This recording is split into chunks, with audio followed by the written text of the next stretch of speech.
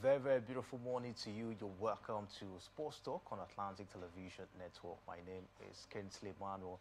Very happy to be back here on Tuesday morning like this, of course, to bring you up to speed with the latest revolving around the beautiful world of sport. Top on our menu this morning, Lagos City Marathon unveils prize money for elite race. And coming in from tennis, Belinda Bencic, Victorina, and makes history in latest tennis rank. And in football, Ekitike's form poses problem for Liverpool.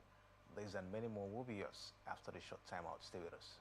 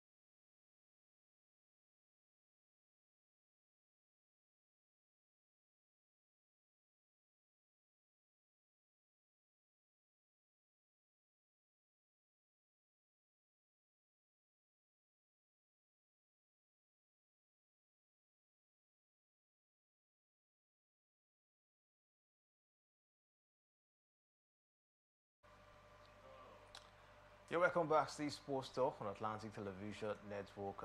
Joining me this morning to take a look at some of the interesting issues we have on our menu is Michael. Good morning to you, Mike, and welcome to the show. Thanks for having me this morning. Glad to be here. All right, let's take a look at the Lagos City Marathon race. As 12 days to go into the Lagos City Marathon race, organizers have released details of the $250,000 prize money structure for the elite 42-kilometer race. The prize money, which applies to both men and women in the elite category, highlights the marathon's commitment to rewarding excellence, attracting world-class athletes, and maintaining its World Athletics Gold level standing. Under the official breakdown, the winner of the 42-kilometer elite race will take home $50,000, while the second place finisher will earn $20,000. The third position valued at $15,000, with athletes finishing fourth and fifth, and fifth receiving $12,000 and $10,000 respectively. The substantial prize purse continues to be a major attraction for elite marathoners from Kenya, Ethiopia, Uganda, Nigeria, and beyond, as Lagos prepares to host another fiercely contested edition of Africa's biggest road race. Massive prize money down there for the marathoners, Mike. Definitely, and I think you just need to give it to the organizers. They've been doing massive. In terms of the prize money, not an easy one. Before you could get a good level in the marathon race, it means that the global organizers have seen your progress, and they've seen how dedicated and consistent and that you've been before you could be given any level at all in the marathon. And this year's edition even exceeds the last outing in terms of the financial gains, and I think for me it is huge, not just for first and second place, but then it went as trickling down to even the 8 persons that finished the race. That is to say that even if you did not finish first, second, third, or fourth, you still go home with something huge. And I think for me it is encouraging for the marathoners that will be taking part in this particular one. Impressive one. Let's say it goes Lagos City Marathon, of course, in the space of 12 days. We'll see this one come to reality. Massive prize money for the marathoners, and we'll see who get this one at the end of the day. All right, away from that, let's bring you the latest coming from athletics this time, as Nigeria's Chukwuebuka Enekuchi had to settle for third place in the men's shot put at the 118 Heroes Games in New York, as Jamaica's Ryan Jindra Campbell produced a world-leading throw to claim victory. Enekuchi, a multiple African champion, managed 20.63 meters in the second round, but that was not enough to surpass the early efforts of two-time world champion Joe Carvers, who has a 20.90 meters, and Paris 2024 Olympic bronze medalist Campbell, who got 20.96 meters. Campbell then underlined his dominance with a massive 21.77 meters effort in the fifth round, improving his own world lead. Covers responded with 21.21 meters to secure second place, while Enekuchi best remained his second throw, earning him a respectable podium finish on his debut at the prestigious indoor meet. The Nigerian now dropped from first to third in the 2026 world list of performances. Not a bad one, you will see, for Chukwuebuka Enekuchi. He has always proven himself right here in Africa and in the world stage. Not a bad one at all, Kingsley, because he actually came up against some very strong opponent in the winner of the last Olympic game, and twice winner of the previous edition. I mean, you take a look at the quality of opponent that he actually came up against, you would also want to give it to him that he did his best, finishing third among other, shot putters who were also part and parcel of the activities. I think for me, not a bad one for our own Chukwuebuka Enekuchi. We just hope that he can continue to grow from there. You take a look at the points margin or the meters thrown. Just within few seconds away from catching up with the eventual winner. And for the second place person, I think it's about 20.9 meter, and he threw 20 less than 9 meters. So I think the point margin is not that high, far compared to the distance between the first, second, and even the third position. And that is to tell you that he's been up and doing. I just think maybe it is the start of the season, the start of a new year. He needs to go back, work on some areas, and can see better improvement from Chukwuebuka Enekuchi going forward. Let's see how it goes, of course, for the man who has done so well when it comes to shot puts down here in Nigeria, but it's cause for concern, really call for concern, Mike, that Chukwuebuka Enekuchi is always the man representing us when it comes to shot puts. We can't really point our hands on anybody, or maybe boast of another shot putter, in the country. If Chukwuebuka Enekuchi retires today, it becomes a problem. What do you make of the situation? I think it's very worrisome. It's more like one particular sport that not too many people take interest in shot putter. If not for the fact that Chukwuebuka grew up and was trained over there in abroad, maybe we wouldn't have even have a single name that would be flying the flag or colors of Nigeria when it has to do with the shot put event. And over here, do we really have the facilities? Do we really pay much attention on developing the game? I think it is more like a cold attitude given to development of a shot put event right here, and that is why it seems as though we just have a sole name that have been there every day, every year. This is the same name that you keep hearing, and I think for me it's not a good one. Hence, we've created a niche, carved a niche for us in the world of a shot put. Because of Chukwuebuka Enekuchi. I also think that we can also do better, by also trying to train some other shot putters, give them scholarship, let them go there in America where the facilities are readily available, and improve on their skills and better their, out. And maybe in the next 2-3 years time, we'll have yet another, if not Chukwuebuka, but close to Chukwuebuka, who can continue to, lead us through. Because if Chukwuebuka Enekwechi decided to retire today, it means that we are not going to have any representative, and the fame and the glory, the development of the game which he has brought to the country will just die down naturally, which for me, I think is not a good one. We need to also find a way out, to train more shot putters, take them away from the country where they can get better equipment and facilities to train, and I think we can do it. If Chukwuebuka is doing it, it means that we can also raise other Nigerians, that can also do that line of taking that sport as an area of specialization. All right, let's see how it goes. We just hope that the National Sport Commission will look into it and see how they can breed more shot putters, in the country. Away from that, Nigeria's fencing sensation, the Idongosit siblings see a bright prospect in their careers after a mixed bag of experience at the FIE Junior World Cup in Cairo, Egypt. Competing in the women's EP the Junior World Cup, Sarah impressed in her debut outing by advancing from a group of 7 fencers in Pool 4. However, her progress was halted in the knockout round following a defeat to Russia's Victoria Ramsunkova. Meta, meanwhile, faced a tougher challenge and was unable to progress beyond the group stage, having been drawn against some of the finest young fencers in the world.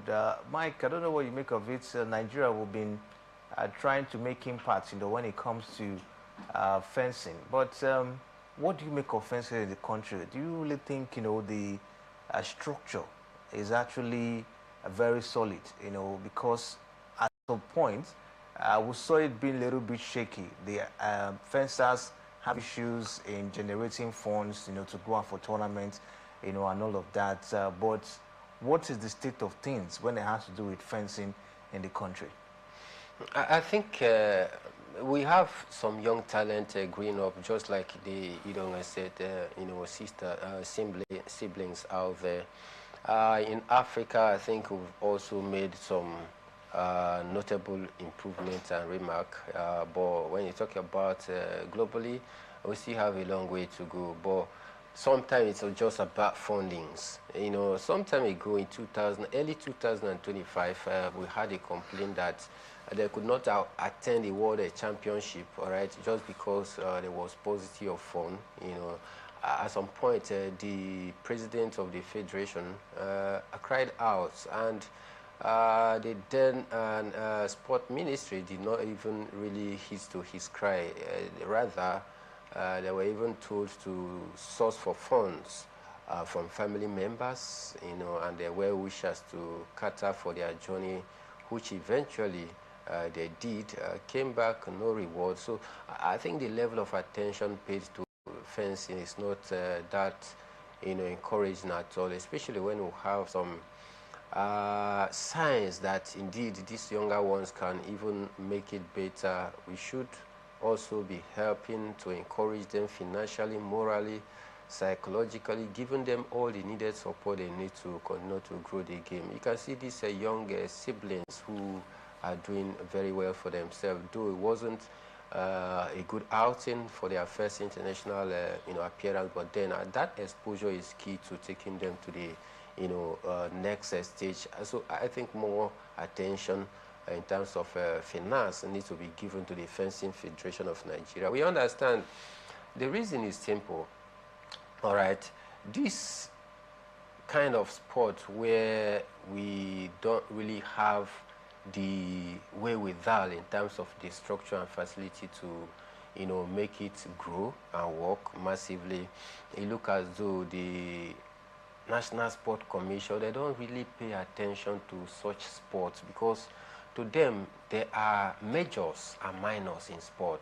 Maybe that is the way they categorize it, and that is why you see that in the area of fencing, shot put event, javelin, name it, don't really take special attention or pay special attention in terms of development of the sport. We just had to pay attention to some of the major, in quotes, which is basketball, football, taekwondo, athletics, but then they still have their own shortcoming in some of those major sports. So if we are facing such huge major setback in some of the major sports, all right, how much more those minor sports that we do not really care for in terms of finance? So I think this is the bane. It is a very big challenge. Maybe high time National Sport Commission need to, of course, take a holistic look on the fundings of different sporting federations. We have about 30-something sporting federations in the country, but how many of these sporting federations is really effective? How many of them are really working? It is a challenge. So I think a lot needs to be done. The reason why whenever we head to the Olympic game, Commonwealth game, we do not really, make much impact is because we just try to limit the sport that we take part into. If you look at countries like United States of America, Great Britain, France, that often does well in the Olympic or in the Commonwealth game, you see that there is this a holistic approach to all of the games, to all of the sports. They give it equal attention, equal strength, equal finance, equal encouragement and motivation. And that is why you see them, even in a sport, literally, that you don't even know. There are some of the sports that many people don't even know, they are not aware. But when you head to the Olympic, you see gold medals being churned out from such relatively unknown sports. And when you churn all those medals, put them together, it will increase your medal haul. But here, we just measure on some of those sports that we feel, oh, this is our own area of a comparative advantage. For example, in the area of swimming, you can harvest 9 to 10 gold medals in area of swimming alone. And this is where United States of America, they do the magic. You see them racking up as much as 12, 15 gold medals just for swimming events alone. Whereas, for we continue to battle to get even 1 or 2 gold medals. It's either in athletics, which is one of the major sports, or in football. How many medals do you gain in football? 2 or 3 at most. Gold, silver, and bronze. All right? In basketball, how many medals do you get? Gold or silver. And so also other sports. So when you don't really prioritize developing other sports that maybe we call it a minor kind of sport in this country, we suffer. And that is why most time we always pile pressure on the athletics, on the athletes whenever we are heading to the Olympics or even the Commonwealth game. Our only focus is, oh, can Tobilola Amoshu do the magic? All right? This is the issue. Away from athletics, which other sport can we truly, boast and say, oh, this is where we do well in the Olympics? And it limits our harvest of medals in such big stage. Whereas countries that major or pay special attention to some of these relatively unknown sports in this part of the climb, they will be hauling medals in different sporting sectors. Now, the one funny thing is that the quality of medal that you harvest in athletics, the quality of the medals that you harvest in football or basketball is the same quality of medal that you harvest in such sport that you think that is relatively unknown. So what makes the difference?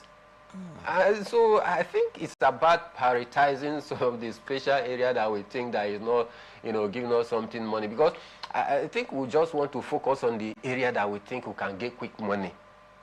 All right?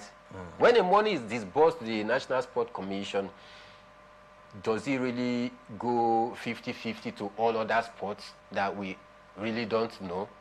This is the question. You see that which sum will be allotted to athletics, which sum is allotted to football, which sum is allotted to basketball, and then a little we trickle down to the sport that we feel that is not that important, such as fencing, shot putting, javelin, name it. All right? But then, when we get to the global stage where, it matters most, we just come back with nothing. It is embarrassing. And the earlier we start looking on some of these special sports, the better for us, because that is the way forward if we want to truly harvest medals in quantity whenever we go out for major competition. If not, we'll continue to play the sixth fiddle not even second or third, but sixth fiddle. Because in a situation whereby you rely solely on football, athletics, basketball, maybe long jump, how many medals you tend to harvest? Let's just say 4. And that is why the pressure, like I said, keep piling on our athletes, that we just want to see Tobilola and Moshu break all record, win all the medals and come back. No, it doesn't work out that way. We must intentionally develop other sports which are unknown to us in this part of the climb, so that at least we can improve our standings whenever we go for global events. All right, so let's say it goes a lot of work on the National Sport Commission at this point to see how some of these sports, like fencing, you talk about, Scrabble and the rest of them. I think Scrabble is even gaining momentum a bit, in the country. You talk about javelin, gymnastic. These are some of the sports that we can leverage on to get something, at the end of the day. But let's stay away from that as we look at the latest from tennis. The Australian Open just got concluded, and there's still a whole lot of reaction from there.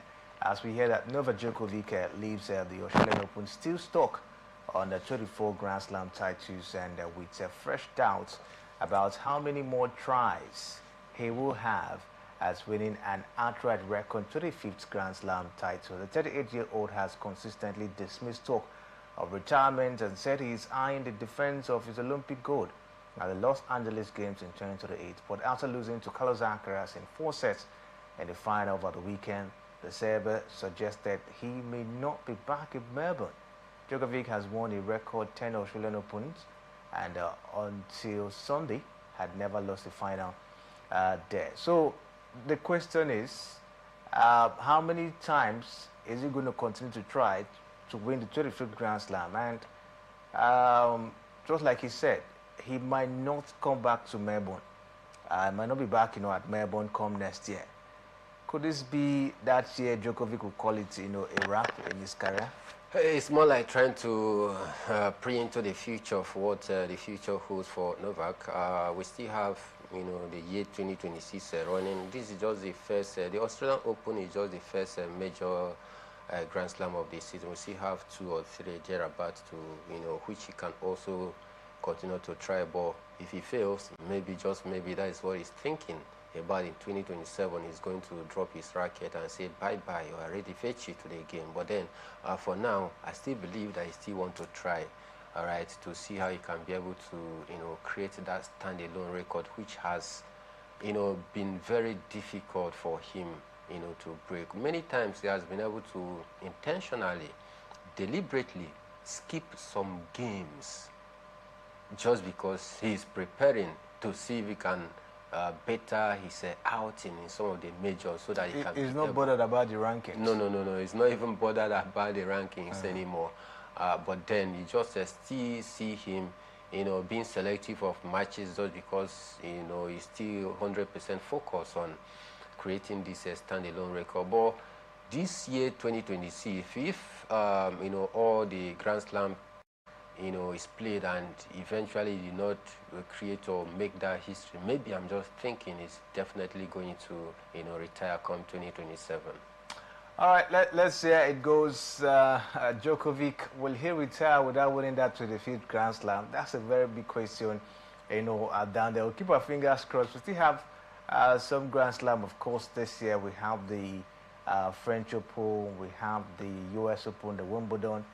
Still there. I think he can possibly try to get something at the end before the season, of course, come to an end. We'll keep our fingers crossed on that. But still talking tennis, Australian Open champion Carlos Alcaraz said capturing all 4 Grand Slam titles at 22 had not diminished his desire, but while plenty remains on his list to do, he would not pile pressure on himself to chase a clean sweep of the major this year. Alcaraz celebrated becoming the youngest man to complete the career Grand Slam by overhauling Novak Djokovic in a 2-6, 6-2, 6-3, 7-5 at the Floyd Road Lava Arena over the weekend, and would look to return to the finals of the other majors this year. Alcaraz said he has plenty of motivation for the rest of the year that has begun superbly after an emotional roller coaster in pre-season, during which he splits with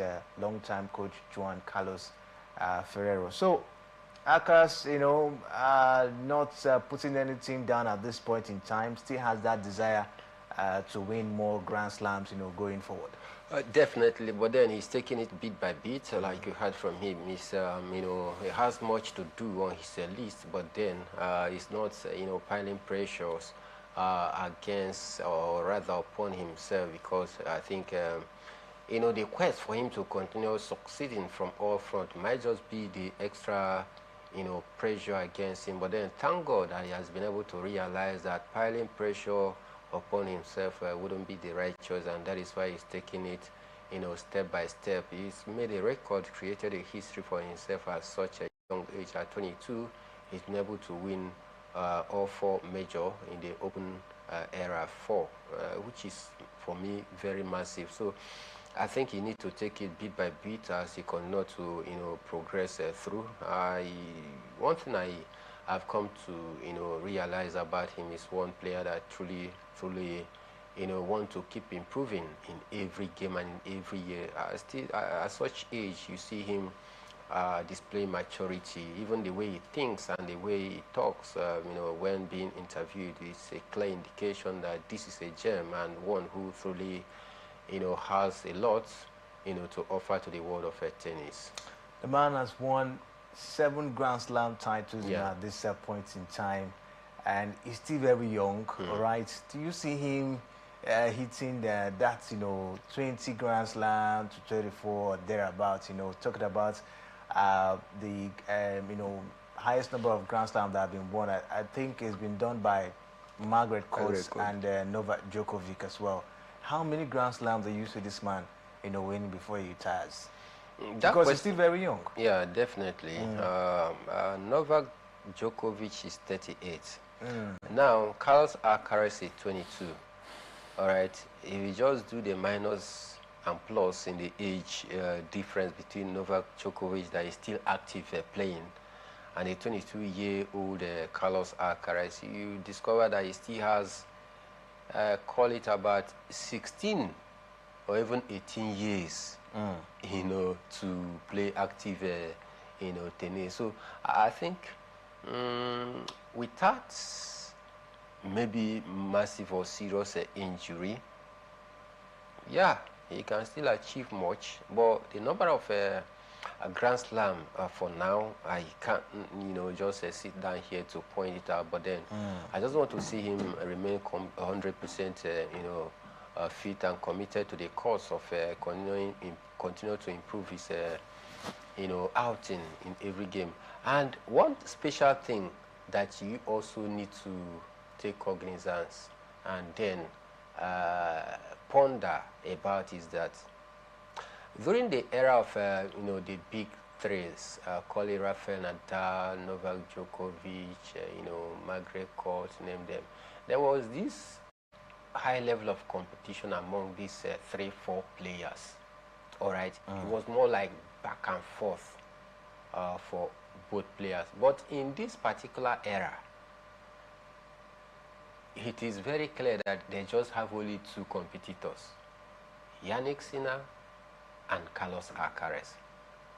The likes of Taylor Fritz and Zverev, these are not players that you can take very serious and say, oh, they are going to form part and parcel of those 4 or big 3, that will be jostling for titles every now and then. So if you take a look at it from that prism, that they just have only 2, players vying for each other, fighting against each other for the supreme prize, you know that, yeah, he has a long way to go. But if there were like 3-4 competing at the highest level, then you will say, oh, that may be difficult for Carlos Alcaraz to achieve that, such number. But then, looking at this era, unless maybe in the next 5 years, 6 years, we see, maybe a new breakout, a big name that will come to break this duopoly, because it's looking more like a duopoly presently as we speak. Novak Djokovic is not that player that you can truly say, oh, in the next 2-3 years he's going to still be active. So unless something special happens, that we see a big name, boom, that box out to the scene and begin to give these two a run for their money.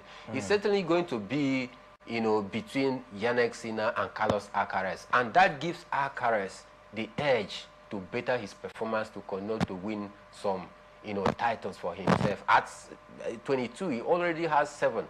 Let's say in the next 5 or 6 years, maybe he's going to eclipse or better that, number to 12 or 14.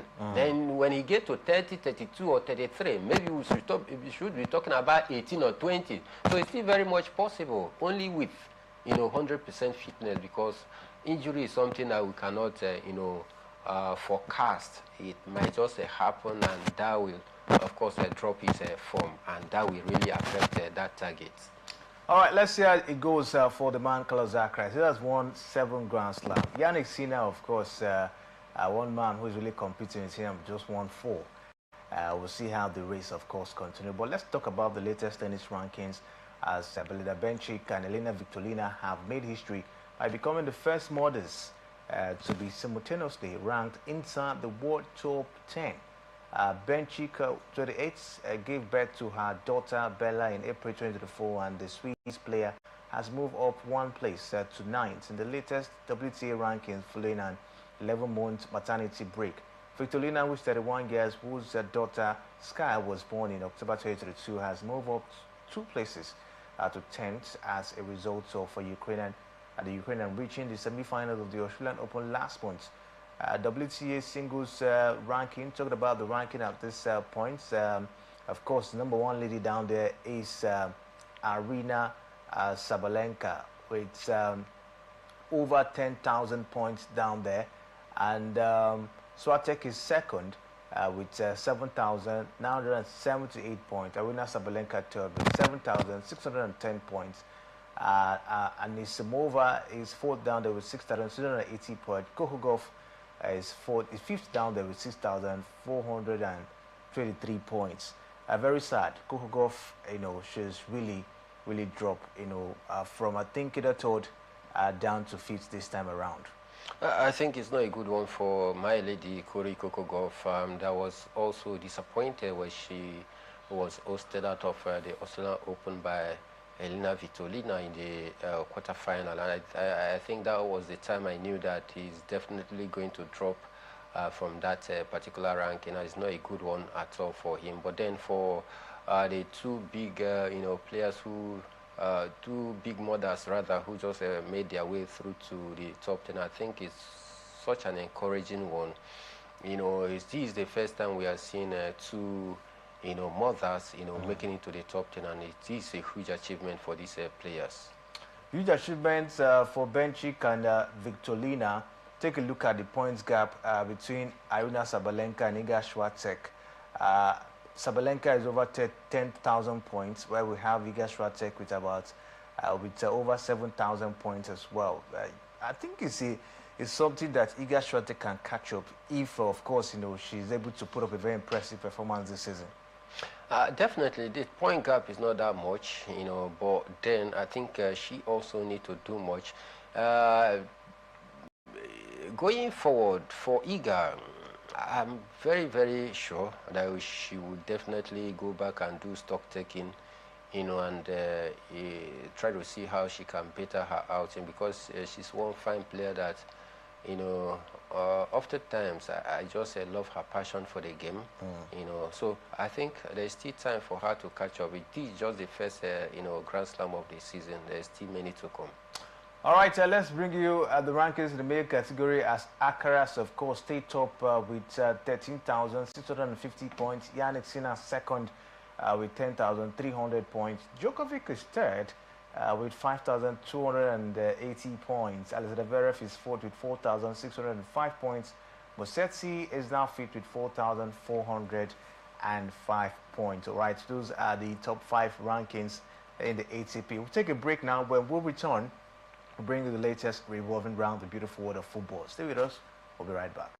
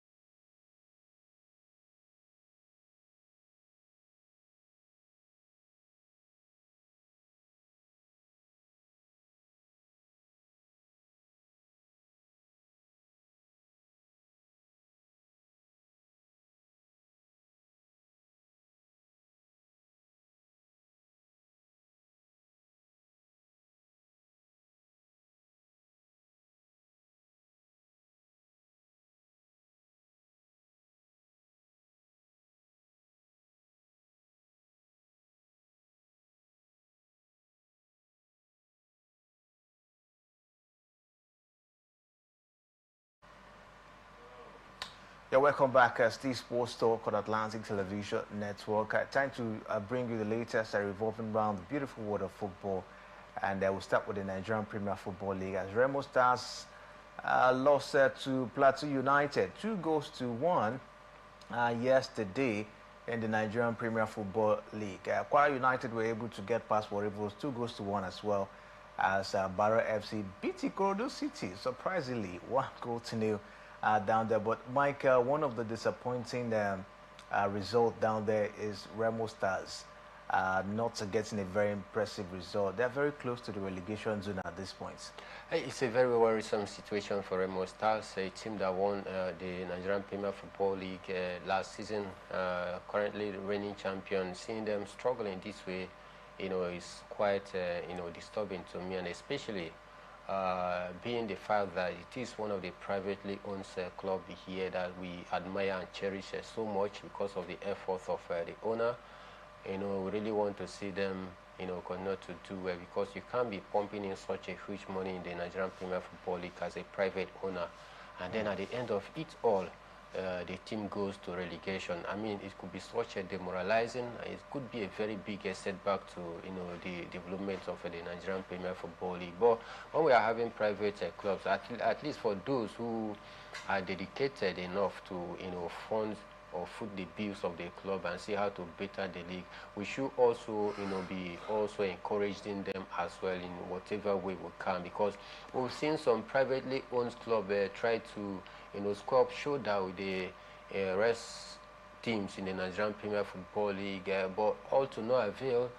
They've gone back, nowhere to be found. The likes of MFM, one of the leading team then as a privately owned club, but today where there we still have other teams that have come to embrace the Nigerian Premier Football League from the private angle of it, but then all to no avail. They also went back to the relegation. This is one team that have been very consistent in the last 4 years right now, becoming second, and eventually they finally broke the deadlock last season where they were able to win the league.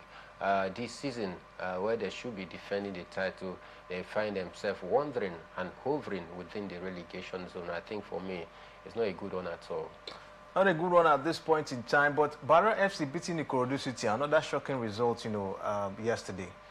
Yeah, another shocking result because Ikorodu City in the Nigerian Premier Football League is a team that has more experience, because they've been there even before Barrow FC, the new boys, came on board. So you should expect Ikorodu City to, even based on current form. Exactly. So you should expect Ikorodu, or should have rather expected Ikorodu City to get all 3 points. But then football sometimes could be very, cruel, that a team that looks to be informed to take all 3 points might just disappoint you, and this is why we love football. All right, let's stay away from the MPFL as we'll take a look at the WAFCON. South Africa's Minister of Sports, Arts and Culture, Gatsin McKenzie, has moved to clarify speculation around the hosting of the 2026 Women's African Cup of Nations, insisting that the country has not been awarded the tournament and that Morocco remains the officially designated host. In a media statement issued over the weekend, February 1st, 2026, McKenzie said the clarification became necessary following remarks made by Deputy Minister of Sports, Arts and Culture at the Hollywood Bets Super League Award. Addressing interpretations of the Deputy Minister's comments, McKenzie emphasized that they should not be misconstrued as an official announcement. But Mike, I saw that particular video when she came out to say, "Oh, South Africa has been given the go-ahead to host the WAFCON. That Bayana, it is their turn." I think for me it's quite contradictory. But then you heard from a senior hierarchy, coming to clear the air, and so we should take the statement of position of the senior hierarchy, because that controversial statement was made by the deputy, all right, and now the senior official has come out to clarify the position. There were this speculation, hovering around the air that Morocco may just or are trying to pull out of the hosting right, but then it is not official. So I think it is better they came out to clear the air on this so that people are not, deceived to accepting what is not truth to become true. And I think for CAF, it behoves on them as well. I was also expecting them maybe early hours of yesterday or even today to come clear the air to say, okay, this is the position. CAF, being the Generalissimo of Sport Administration right here in the continent of Africa, have made their decision. The hosting right was awarded to Morocco, and it still remains Morocco. And that, by so doing, it will be clear to all that indeed Morocco still, are the favorites or the host for the WAFCON. But then we've not had any official statement. Rather, the South Africans are just going back and forth with who is to host or not. But then, hence, we've not had any, official release from CAF. It remains that Morocco are the hosts of the WAFCON. All right, let's see how it goes. Let's talk. Let's stay away from that now. As we bring the latest from club football this morning, as ex-Manchester United striker Wayne Rooney says Liverpool face a selection dilemma when Alexander Isak returns from injury after Hugo Ekitike's impressive recent form. Ekitike scored twice as Liverpool came from behind to beat Newcastle at Anfield over the weekend, taking his total to 15 goals in 32 appearances in all competition this season. Mike, I don't know what you make of it. Ekitike and Isak, do you think Ancelotti will get a dilemma in terms of selecting who will, of course, play? Definitely. In football, it's about who is in form. What is the current form? You might be the Ronaldo or Messi of this world, but you are not firing. There's another player that may be just maybe not that popular like Ronaldo or Messi, but they are firing in the same team. Who will you choose as a coach? It's about result-oriented in football. So as a coach, you want to choose who will deliver for you, help you get all 3 points. And Hugo Ekitike, since he came, I think he's been doing his best. And the British record signing, Alexander Isak, has not been consistent. It's either he got injured or either he's thrown into the starting lineup or brought in late on into the game. He doesn't deliver. But you see, Ekitike, he's been up there, 15 goals. That is massive. So I think the coach definitely, for me, will not even think about a selection headache because I know who I want. I know who is giving me the points, the goals. Why should I, drop such a prolific striker in the favor of someone who, just because he's a British record signing, you expect me to throw him, in the heart of the starting lineup, and at the end of it all, I don't get the point. So I think it's not even an issue to, debate, because in football, it's about results oriented. And if you see a player that is giving the result, why drop him on the bench? You don't change a winning team. It's a particular, should I call it a popular saying in football that you don't change a winning team. If Hugo Ekitike is that winning man on the pitch, why should you change him to bring Alexander Isak? All right, tonight we'll see the EFL Cup, semi-final clash. That's the return leg between Arsenal and Chelsea. First leg ended 3-2 in favor of Arsenal, and tonight we'll see the second leg down there at the Emirates. Can Liam Rezonil continue his impressive run with this Chelsea side? Oh, we just wait to see, because for Arsenal, I think they've had a better outing against Chelsea in the recent time. I think the last time that Chelsea won convincingly against Arsenal was in the Europa final, where they actually mesmerized Arsenal. Ever since then, it's been pretty difficult for Chelsea to get positive results against Arsenal. Managers has come and managers has gone yet, and nobody is able to break that jinx. Maybe, just maybe, Liam Rosenior is going to beat that man. We saw what they did in the first leg. Even when Arsenal took the lead first, you saw how they fought gallantly and narrowly lost the game 3-2. Tonight, if they continue with this same form that we've seen of them of late, maybe they can turn the table around. Just 2 goals are needed. If they beat Arsenal 2-1 or 1-0, that will do the job, because they also have a 2-goal advantage heading to the Emirates Stadium. And we know that the Emirates Stadium is not a place that you cannot get result. We saw Manchester United went there and desecrated the Emirates Stadium. So Chelsea can do it. 7 games played under Liam Rosenio, 6 wins and 1 defeat. And that only defeat came against this Arsenal. All right, at this point, we'll call it a wrap. We're back by 6 p.m. to take a look at that particular encounter. It promises to be an exciting one. Special thanks to Mike for doing justice on the show. You can go down to our different social media handle, Facebook, Instagram, YouTube, and X. The conversation continues right there. My name is Kingsley Manuel. Thanks for watching.